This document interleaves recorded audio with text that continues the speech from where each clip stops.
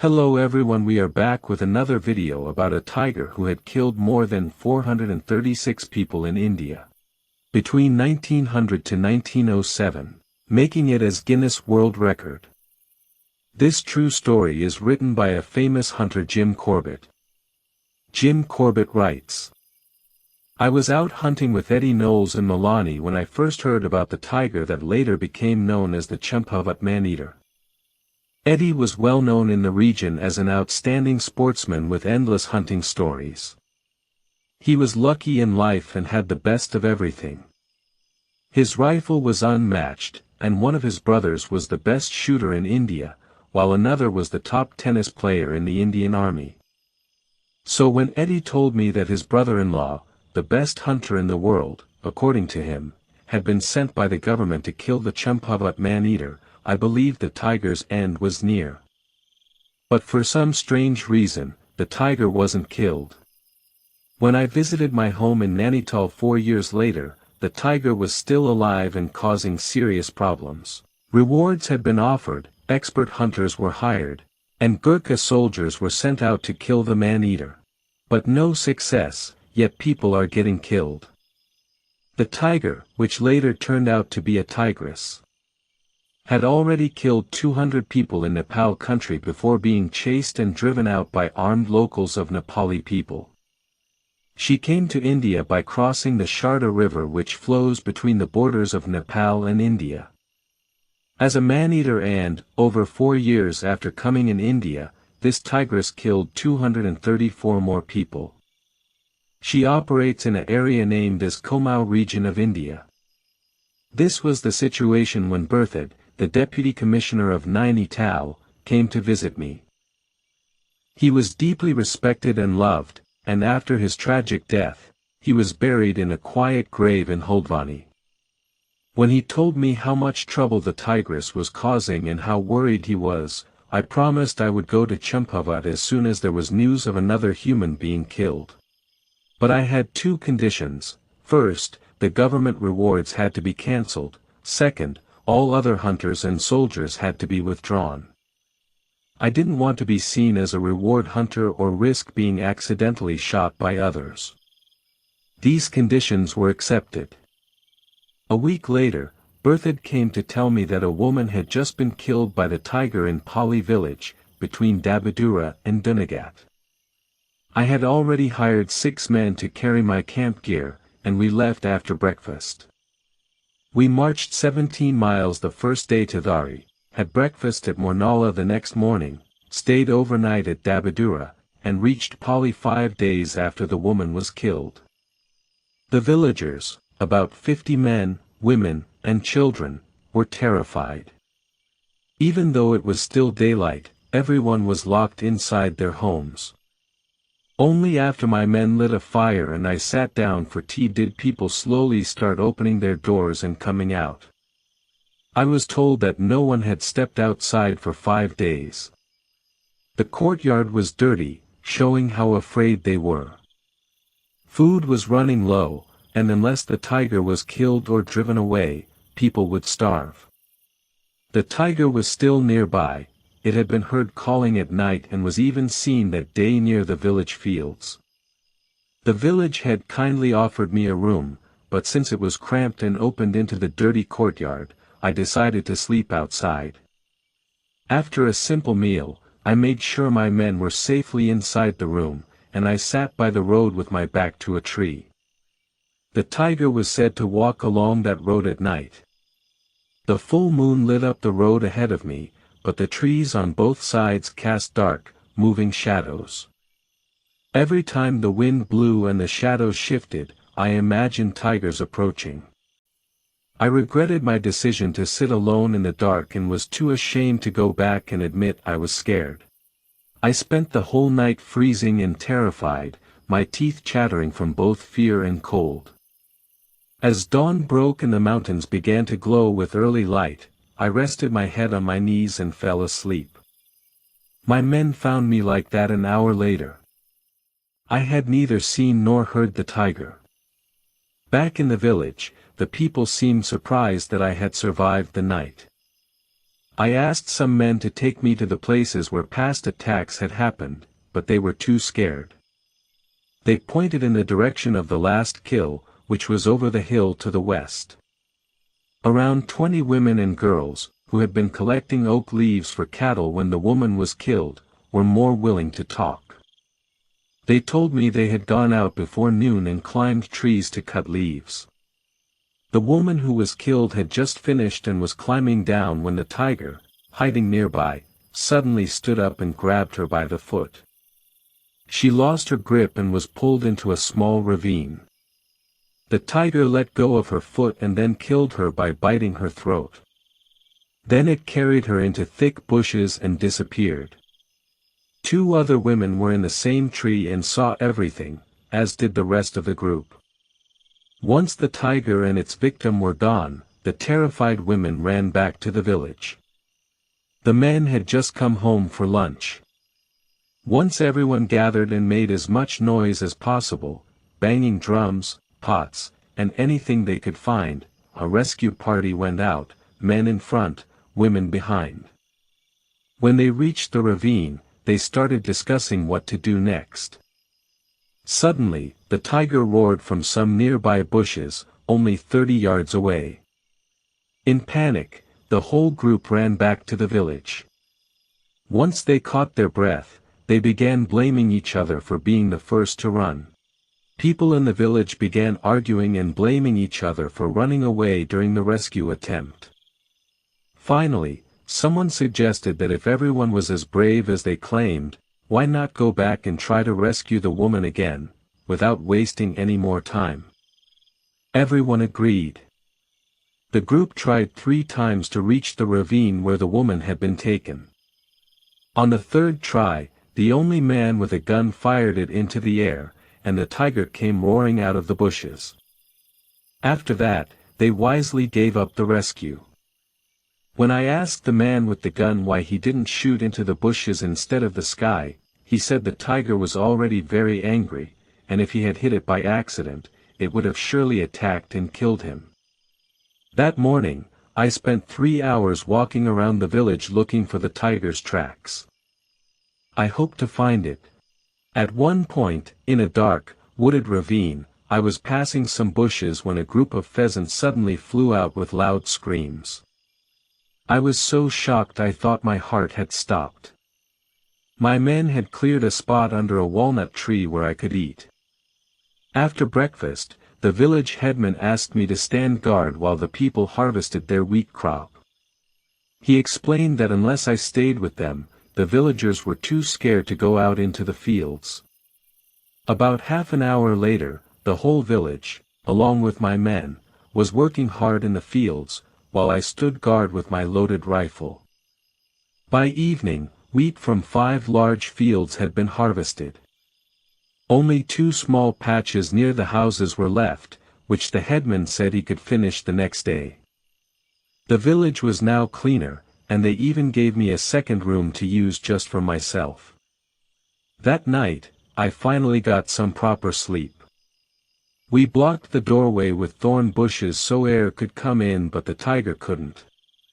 My presence was starting to give the villagers hope and courage again. The villagers were starting to move around more freely now, but I still hadn't gained enough of their trust to ask them again to guide me through the jungle, something I thought was very important. These villagers knew every part of the forest for miles around and, if they wanted, could show me the places where I was most likely to find the tiger or at least spot its footprints, called pug marks. It was already known for sure that the man-eater was a tiger, but no one knew if it was young or old, male or female.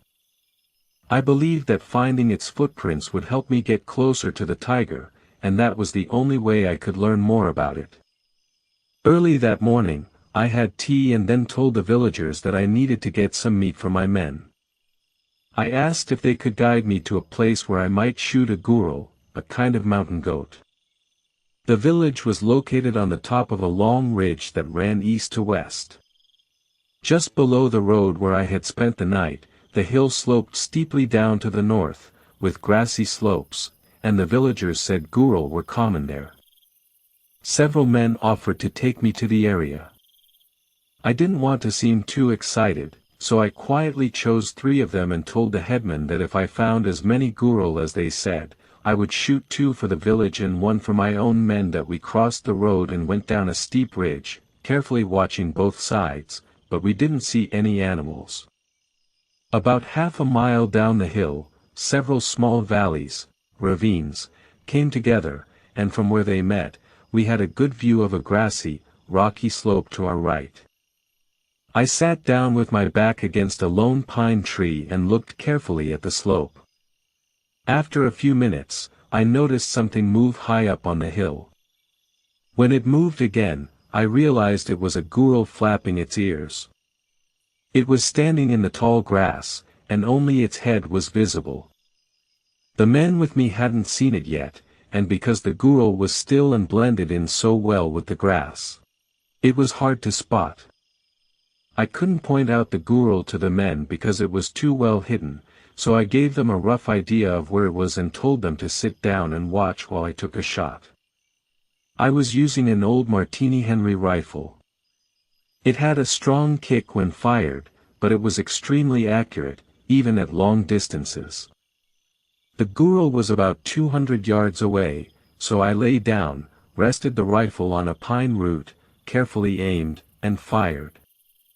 The smoke from the gunpowder blocked my view, and the men said they thought I had missed, maybe I had hit a rock or some dead leaves instead.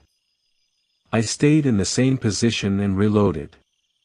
After a moment, I saw some grass moving just below where I had aimed, and then I saw the back legs of the gurul. The full animal came into view and started rolling down the steep slope, picking up speed as it fell. About halfway down, it disappeared into some thick grass and startled 2 more gurul that had been resting there. They gave out their sneezing-like alarm calls and ran up the hill. The second gurul was now closer, so I adjusted the rifle's sight and waited until the larger one slowed down. I shot it in the back. As the other one turned and ran across the slope, I fired again and hit it in the shoulder. Sometimes, you get lucky and manage to do something that seems impossible. I had been lying in an awkward position, aiming uphill at a steep 60-degree angle, trying to hit a small white spot on the gurul's throat from 200 yards away. It looked like an impossible shot, but the heavy lead bullet went straight to the target and killed the animal instantly. Even more amazingly, the dead gurul rolled down the hill, over rough terrain with small valleys and rocks, and ended up exactly where the other 2 gurul had been resting. As the 3 dead gurul rolled down the hill and landed in the ravine in front of us, it was funny to see how surprised and excited the men were. They had never seen a rifle in action before. For a while, everyone forgot about the man-eating tiger as they rushed down into the ravine to collect the animals. The hunting trip was a big success in many ways. Not only did it provide meat for everyone in the village, but it also helped me win their trust. As people often do, the 3 men who had come with me started telling exaggerated stories about the hunt while the gurul were being skinned and divided. From where I sat having breakfast in the open, I could hear the villagers gasping in amazement as the men claimed the animals had been shot from over a mile away, and that the bullets were so magical they had killed the gurul instantly and even made them roll down right to where I was sitting. After lunch, the village headman came and asked where I wanted to go and how many people I wanted to take with me. A crowd of eager men had gathered, and I chose 2 of the same men who had joined me earlier. With them guiding me, I set out to visit the place where the last person had been killed. The people in these hill villages are Hindus and they cremate, burn, their dead. When someone is killed by a man-eater, it's very important for the family to recover at least some part of the body, like even a few bones, so they can perform the last rites. In the case of the woman who had been killed, the cremation ceremony had not yet happened. As we were about to leave, her relatives asked us to please bring back any part of her remains we might find. Since I was a boy, I had taken a deep interest in reading signs in the jungle, things like animal tracks, broken branches, or disturbed ground. In this case, I had already heard the story from the women who had witnessed the attack. But eyewitnesses aren't always reliable, while the signs in the jungle tell the truth.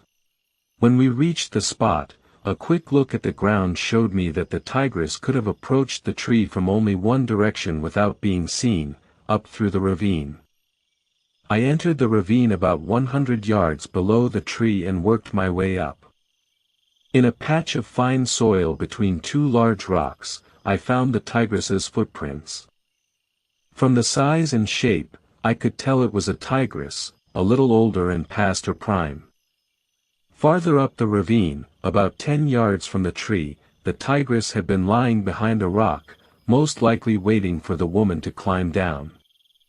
The woman had been the first in the group to finish cutting leaves, and as she was climbing down, hanging from a branch about 2 inches thick, the tigress crept forward, stood on her back legs, grabbed the woman by her foot, and pulled her down into the ravine. The branch told a sad story. It showed how desperately the woman had tried to hold on. The rough oak bark still had bits of skin stuck to it, torn from her hands and fingers as she slipped from the branch. At the spot where the tigress killed her, we saw signs of a struggle and a large patch of dried blood. From there, a trail of dried blood led across the ravine and up the opposite bank. We followed it and found the place in the bushes where the tigress had eaten her kill. Many people believe that man-eaters don't eat the head, hands, or feet of their human victims. That's not true. If they aren't disturbed, man-eaters eat everything, even the blood-soaked clothes.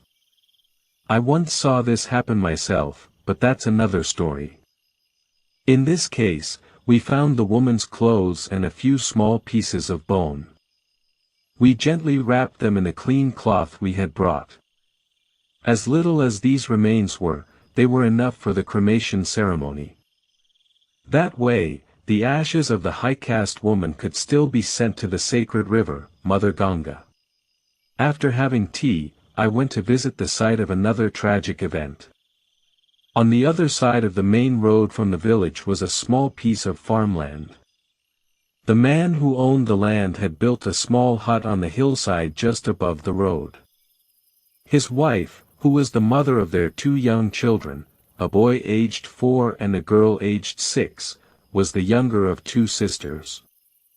One day, the 2 sisters went up the hill above the hut to cut grass. While they were working, the tigress suddenly appeared and attacked.